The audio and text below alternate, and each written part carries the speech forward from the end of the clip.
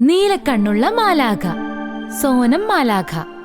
വളരെ വർഷങ്ങൾക്ക് മുൻപ് മാലാഖമാരുടെ രാജ്യത്ത് സോനം എന്നു പേരുള്ള ഒരു സുന്ദരിയായ മാലാഖയുണ്ടായിരുന്നു. അവൾ എപ്പോഴും തന്റെ കൂട്ടുകാരിയായ മിത്ര മാലാഖയോടൊപ്പം ഭൂമിയിലേക്ക് വരാറുണ്ടായിരുന്നു. ഒരു ദിവസം രാവിലെ അവൾ തന്റെ കൂട്ടുകാരി മിത്രയുടെ അടുത്ത് വന്നു. മിത്ര, ഒരുപാട് നാളായില്ലേ നമ്മൾ ഭൂമിയിൽ പോയിട്ട്? വരൂ, നമുക്കൊന്ന് പോയി നോക്കാം. ശരി, നമുക്ക് പോകാം. ഞാനും തയ്യാറാണ്. ഭൂമിയുടെ ഭംഗി ആസ്വദിക്കുന്നത് സന്തോഷമുള്ള കാര്യമല്ലേ? മാലാഖമാർ ഒരുമിച്ച് ഭൂമിയുടെ മുകളിലൂടെ പറക്കാൻ ആരംഭിച്ചു. ഭൂമിയിലെ സുന്ദരമായ കാഴ്ചകൾ കണ്ട് അവർ ആകാശത്തിലൂടെ പറന്നു. മേഘങ്ങൾക്കിടയിലൂടെ പറന്നു നടക്കുമ്പോൾ ഭൂമിയിലെ കാഴ്ചകൾ അവരെ അത്യധികം ആകർഷിച്ചു. മിത്ര, മഴവില്ല് കാണാൻ എന്ത് സുന്ദരമായിരിക്കുന്നു! ആ വെള്ളച്ചാട്ടം നോക്ക്. ഇവിടെ നമ്മൾ കുളിക്കുകയാണെങ്കിൽ വളരെ രസമായിരിക്കുമല്ലേ? കുളിക്കുന്നതൊക്കെ പിന്നെ, ആദ്യം നമുക്ക് ഈ വെള്ളത്തിന്റെ സ്വാദ് എങ്ങനെയുണ്ടെന്ന് നോക്കാം. വരൂ. രണ്ട് മാലാഖമാരും വെള്ളച്ചാട്ടത്തിൽ ഒഴുകി വരുന്ന വെള്ളം കുടിച്ചു. അപ്പോൾ അവരവിടെ ഒരു കുതിരയെ കാണാനിടയായി. ആ കുതിരയും ആ വെള്ളം കുടിച്ചുകൊണ്ടിരിക്കുകയായിരുന്നു. അപ്പോൾ കുതിരയുടെ അടുത്ത് നിന്ന സുന്ദരനായ രാജകുമാരൻ മാലാഖമാരുടെ അടുത്തേക്ക് വന്നു. നിങ്ങൾ രണ്ട് സുന്ദരികളായ മാലാഖമാർ ഈ ഭൂമിയിലെ അതിഥികളാണ്. ഞാൻ വേട്ടയാടാനായി എന്റെ രാജ്യത്ത് നിന്നും ദൂരത്തേക്ക് വന്നതാ. എനിക്ക് നല്ല വിശപ്പും ദാഹവും തോന്നി. ഈ വെള്ളച്ചാട്ടം കണ്ടു. അപ്പോൾ വിചാരിച്ചു എന്റെയും എന്റെ കുതിരയുടെയും ദാഹമെങ്കിലും തീർക്കാമെന്ന്. എന്റെ പേര് സിദ്ധാർത്ഥ്. എനിക്ക് രണ്ടുപേരുടെയും പേരുകൾ അറിഞ്ഞാൽ കൊള്ളാമെന്നുണ്ട്. എന്റെ പേര് സോനം. ഇതെന്റെ പ്രിയപ്പെട്ട കൂട്ടുകാരി മിത്രയാണ്. നിങ്ങളെ കണ്ടതിൽ ഒരുപാട് സന്തോഷം. ഞാൻ ജീവിതത്തിൽ ആദ്യമായാണ് മാലാഖമാരെ കാണുന്നത്. ആ കുമാരൻ നീലക്കണ്ണുള്ള മാലാഖയെ നോക്കിക്കൊണ്ടേയിരുന്നു. മറുവശത്ത് സോനം മാലാഖയും കുമാരന്റെ കണ്ണിലേക്ക് സ്നേഹത്തോടെ നോക്കിക്കൊണ്ടിരുന്നു. വരൂ, നമുക്കെന്തെങ്കിലും കഴിക്കാം.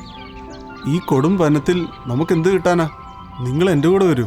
ഞാൻ നിങ്ങൾക്ക് രണ്ടുപേർക്കും കൊട്ടാരത്തിൽ ചെന്ന് പ്രിയപ്പെട്ട ഭക്ഷണം നൽകാം. ഭക്ഷണം കഴിക്കാനായി ഇത്രയും ദൂരം പോകേണ്ട ആവശ്യമെന്താ? ഇത്രയും പറഞ്ഞുകൊണ്ട് സോനം മാലാഖ തന്റെ കയ്യിലുണ്ടായിരുന്ന മാന്ത്രിക വടി ഉപയോഗിച്ച് വിവിധ തരത്തിലുള്ള ഭക്ഷണ വിഭവങ്ങൾ തന്റെ മുൻപിൽ നിരത്തി. അതുപോലെ തന്നെ രാജകുമാരന്റെ കുതിരയ്ക്കുള്ള ഭക്ഷണവും കുതിരയുടെ മുൻപിൽ പ്രത്യക്ഷമായി. രാജകുമാരൻ ഇതെല്ലാം കണ്ടപ്പോൾ വളരെ അത്ഭുതമായി. അവർ മൂന്നുപേരും ഒരുമിച്ചിരുന്ന് ഭക്ഷണം കഴിക്കാൻ തുടങ്ങി. നിങ്ങൾ പറഞ്ഞത് വളരെ ശരിയാണ്. ഇത്രയും രുചികരമായ ഭക്ഷണം രാജകൊട്ടാരത്തിൽ പോലും കിട്ടില്ല. നിങ്ങൾ രണ്ടുപേരും തീർച്ചയായും ഒരു ദിവസം എന്റെ അതിഥികളായി കൊട്ടാരത്തിൽ വരണം. കുമാര, താങ്കൾ ക്ഷണിച്ചതിൽ ഞങ്ങൾക്ക് ഒരുപാട് സന്തോഷം. പക്ഷേ കുറച്ചു സമയത്തിനുള്ളിൽ സൂര്യൻ അസ്തമിക്കും. സൂര്യൻ അസ്തമിച്ചു കഴിഞ്ഞാൽ ഞങ്ങൾക്ക് പിന്നെ ഭൂമിയിൽ നിൽക്കാൻ കഴിയില്ല. ഞങ്ങൾ ഒരിക്കൽ തീർച്ചയായും വരാം. ഞാൻ നിങ്ങൾക്ക് വേണ്ടി കാത്തിരിക്കും. രണ്ടുപേരും ആകാശത്തിലോട്ട് പറന്നുയർന്നു. രാജകുമാരൻ അവിടെ തന്നെ നോക്കി നിന്നു. ഈ കാഴ്ചകളെല്ലാം കണ്ടുകൊണ്ട് ദൂരെ സീന എന്ന ദുഷ്ടമന്ത്രവാദിനി നിൽക്കുന്നുണ്ടായിരുന്നു. അവർ രാജകുമാരന്റെ സൗന്ദര്യത്തിൽ മയങ്ങി നിൽക്കുകയായിരുന്നു. അവർ സുന്ദരിയായ ഒരു സ്ത്രീയുടെ വേഷം ധരിച്ച് ആ രാജകുമാരന്റെ മുൻപിൽ പ്രത്യക്ഷപ്പെട്ടു. രാജകുമാര, എന്റെ പേര് സീന എന്നാണ്. താങ്കൾ ഒറ്റയ്ക്ക് ഈ വനത്തിൽ എന്ത് ചെയ്യുകയാണ്? എന്റെ കൂടെ വരൂ. ഞാൻ നിങ്ങളെ സ്വർഗത്തിലേക്ക് കൊണ്ടുപോകാം. ഇപ്പോൾ തന്നെ ഒരുപാട് നേരം വൈകിയിരിക്കുന്നു. എനിക്ക് കൊട്ടാരത്തിലേക്ക് പോകണം. കുമാര, എനിക്ക് താങ്കൾ ഒരുപാട് ഇഷ്ടമായി. എന്റെ കൂടെ വരികയാണെങ്കിൽ താങ്കൾക്ക് ജീവിതകാലം മുഴുവൻ ഒരുപാട് സന്തോഷിക്കാം. ഞാൻ നിങ്ങൾക്ക് വേണ്ടി എന്തും ചെയ്തു തരാം. എന്നോട് ക്ഷമിക്കൂ, എനിക്ക് വേഗം പോകേണ്ടതുണ്ട്. ഇത്രയും പറഞ്ഞുകൊണ്ട് രാജകുമാരൻ കുതിരപ്പുറത്ത് കയറി പോകാൻ തുടങ്ങി. കുതിര വളരെ വേഗത്തിൽ മുന്നോട്ട് കുതിച്ചു. മന്ത്രവാദിനിക്ക് ഒരുപാട് ദേഷ്യമായി. രാജകുമാര, നിനക്ക് ഞാൻ ആരാണെന്നുള്ള കാര്യം മനസ്സിലായിട്ടില്ല. ഒരു ദിവസം ഞാൻ നിന്നെ തീർച്ചയായും സ്വന്തമാക്കിയിരിക്കും. ദിവസങ്ങൾ കടന്നുപോയി. രാജകുമാരൻ സോനം മാലാഖയെ കാത്തിരിക്കുകയായിരുന്നു. പക്ഷേ അവർ വന്നില്ല. രാജകുമാരൻ കുതിരയുമായി അതേ വെള്ളച്ചാട്ടത്തിന്റെ അരികിലേക്ക് വീണ്ടും വന്നു. യാദൃശികമായി സോനം മാലാഖ സുന്ദരിയായ രാജകുമാരിയുടെ വേഷത്തിൽ പ്രത്യക്ഷപ്പെട്ടു. രാജകുമാരൻ അവരെ സൂക്ഷിച്ചു നോക്കി. എനിക്കറിയാം രാജകുമാര, താങ്കൾ എന്നെയാണ് കാത്തിരിക്കുന്നതെന്ന്. സോനം, നിന്റെ ചിറകുകളോടെ? ഞാൻ രാജകുമാരിയായിട്ടാ വന്നിരിക്കുന്നത്. നിന്റെ കണ്ണുകൾ ഇപ്പോൾ നീലനിറമല്ലല്ലോ.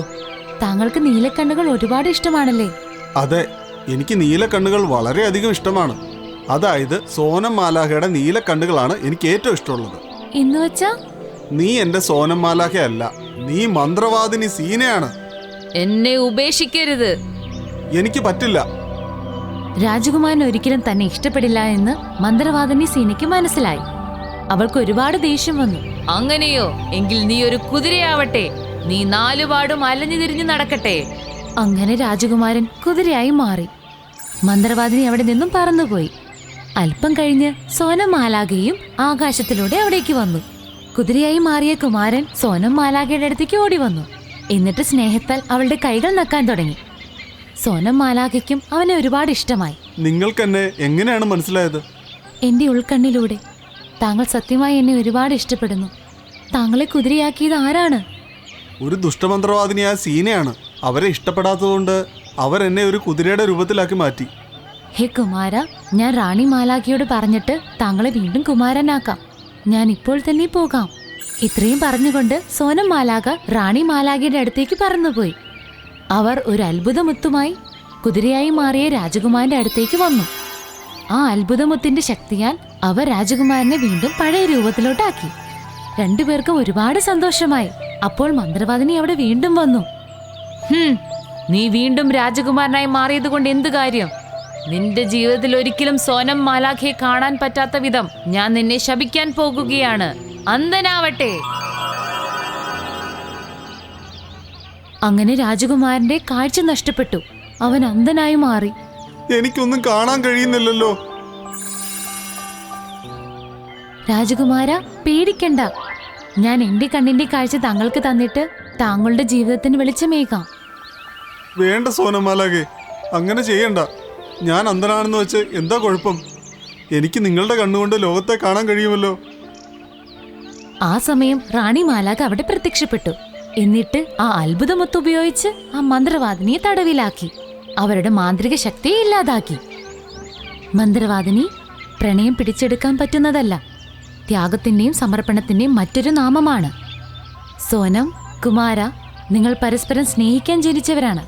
നിങ്ങളുടെ പ്രണയം സത്യമാണ്. സത്യമുള്ള പ്രണയത്തെ ആർക്കും തോൽപ്പിക്കാനാവില്ല. കുമാര, നിന്റെ കണ്ണിന്റെ കാഴ്ചകൾ നിനക്ക് തിരിച്ചു ലഭിക്കട്ടെ. നിങ്ങളുടെ ഒരുമിച്ചുള്ള ജീവിതം സ്നേഹവും സന്തോഷവും സമാധാനവും നിറഞ്ഞതാവട്ടെ.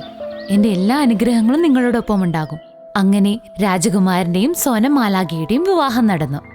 അവർ സന്തോഷത്തോടെ ദീർഘകാലം ജീവിച്ചു. If you enjoyed this story, please like and subscribe our channel and press the bell icon to get future updates. And don't forget to comment.